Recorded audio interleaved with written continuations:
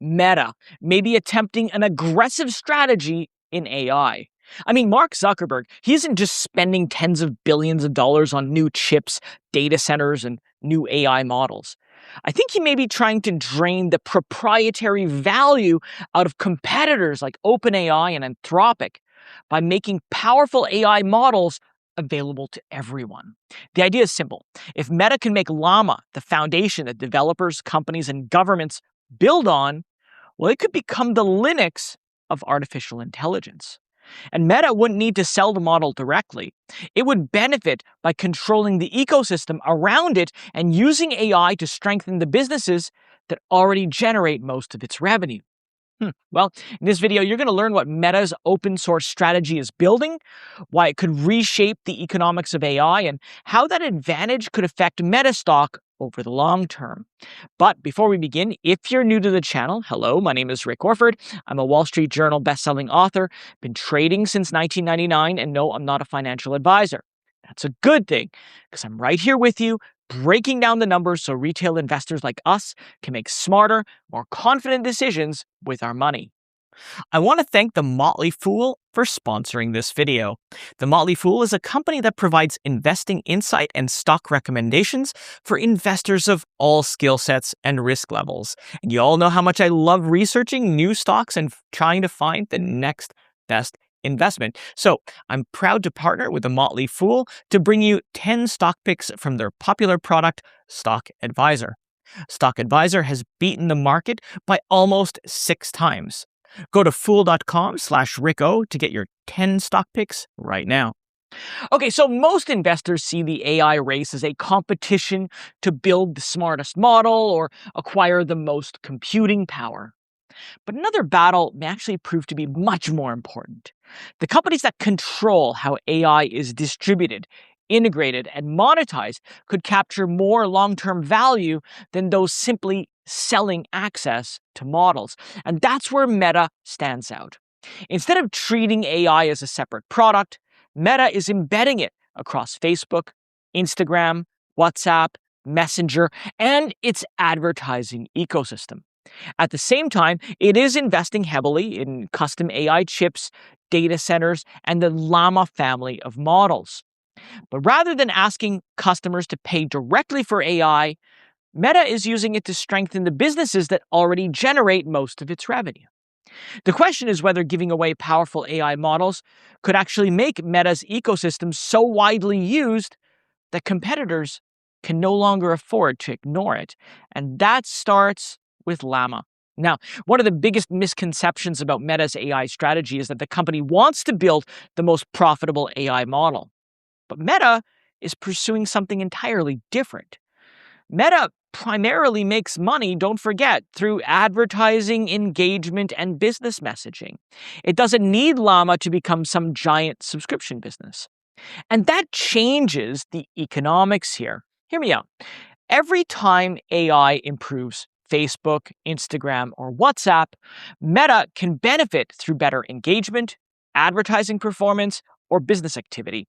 So Llama doesn't actually need to generate revenue directly to create value.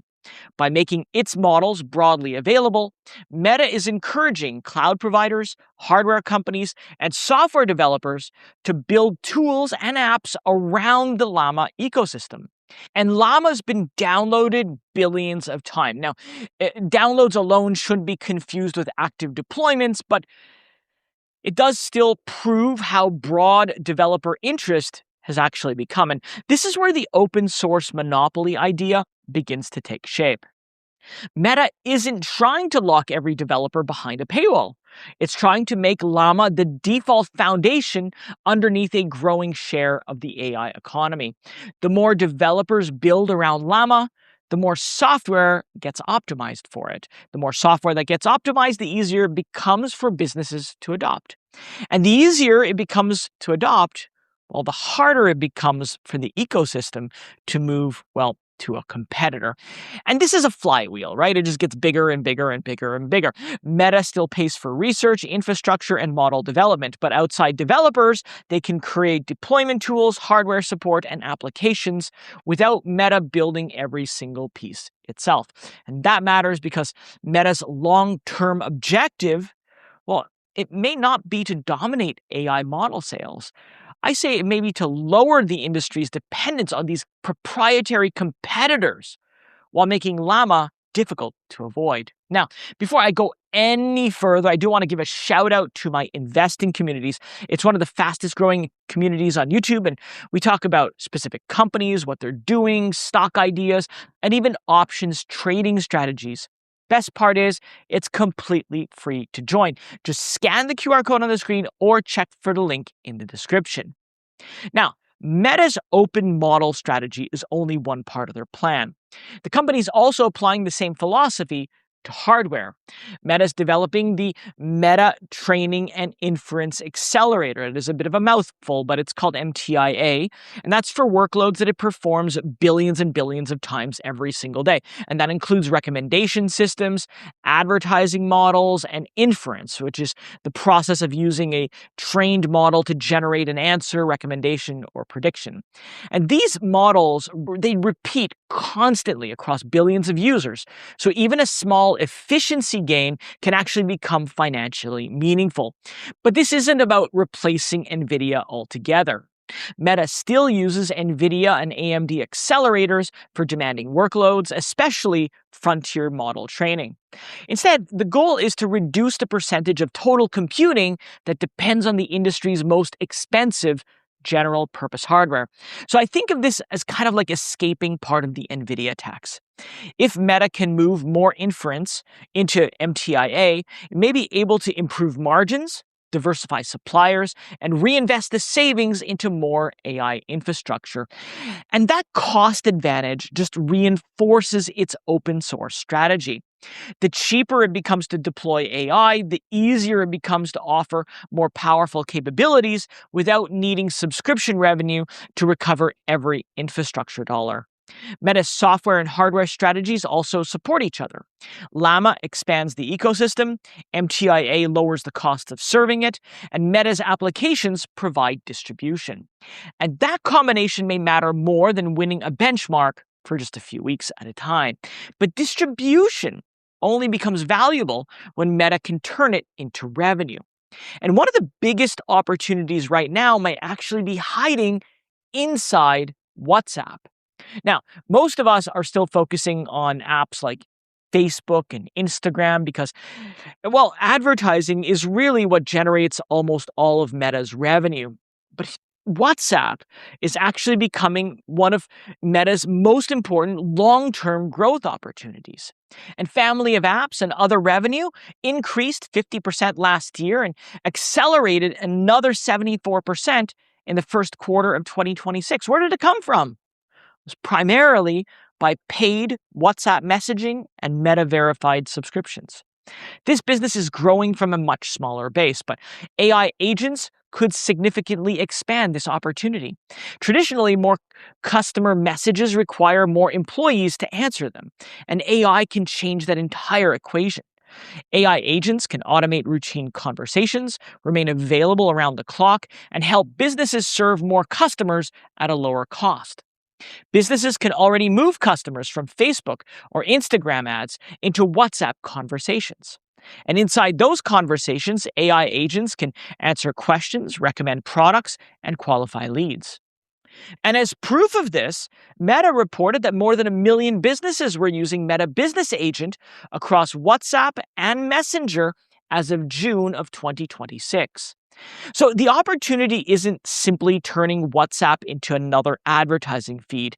Meta already owns a massive communication platform, yet still it generates relatively little revenue from each individual user.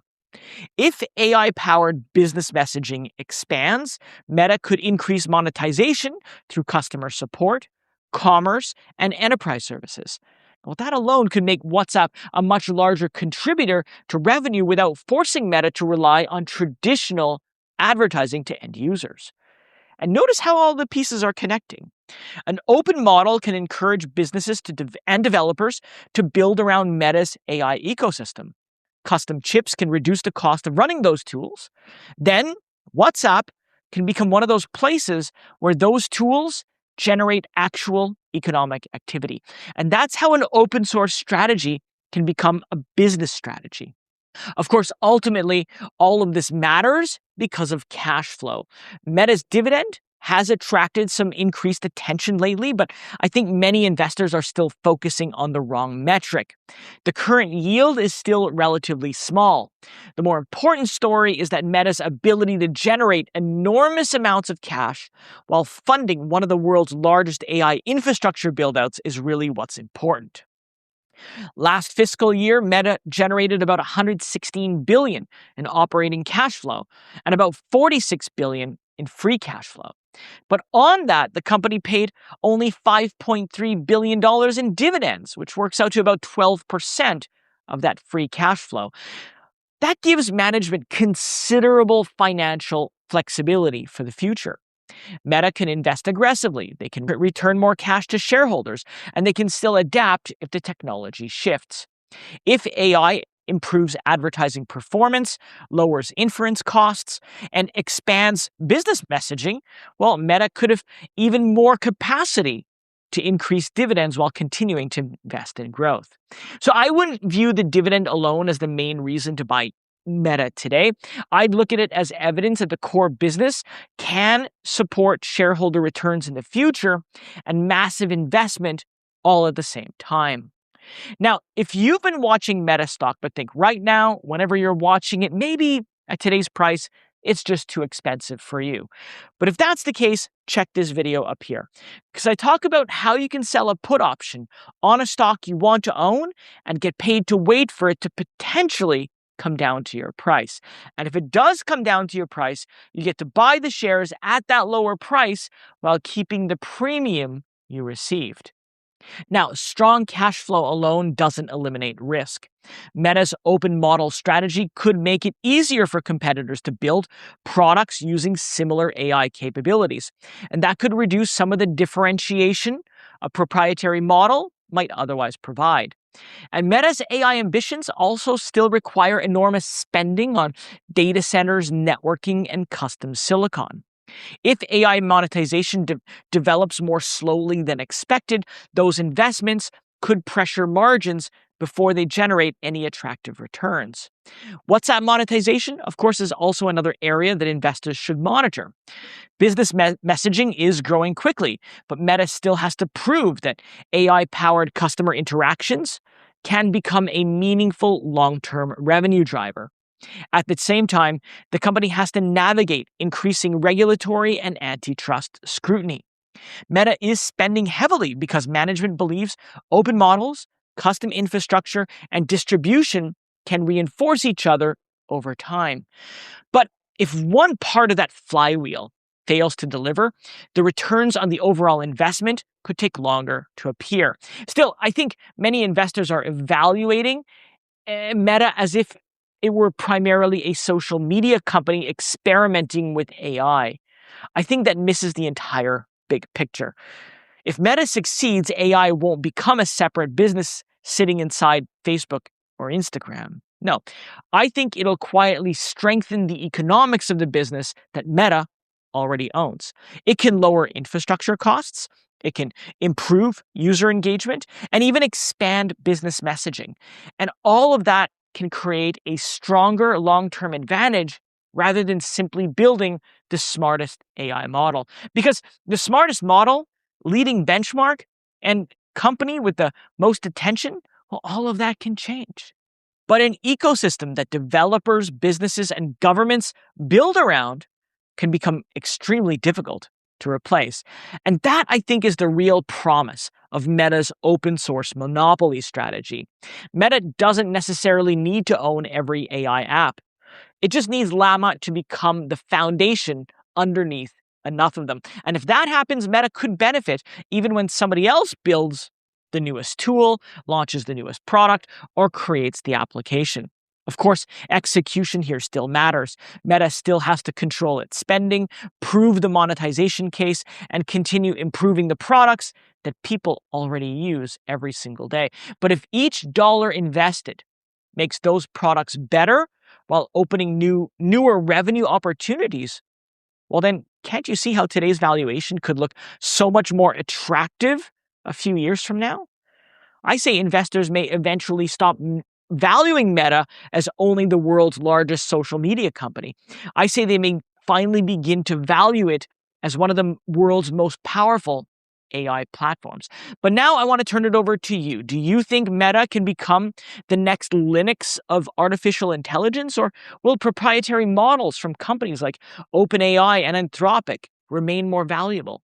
And do you think giving Llama away creates a durable competitive advantage, or does it simply help Meta's competitors build better products? And before I go, did I get any of this right? Did I forget anything? Let me know all of that and more in the comments below. And while you're there, if you found the video helpful, don't forget to like and subscribe because it really does help others find the video. It supports the channel and it makes sure that you don't miss out on my next deep dive.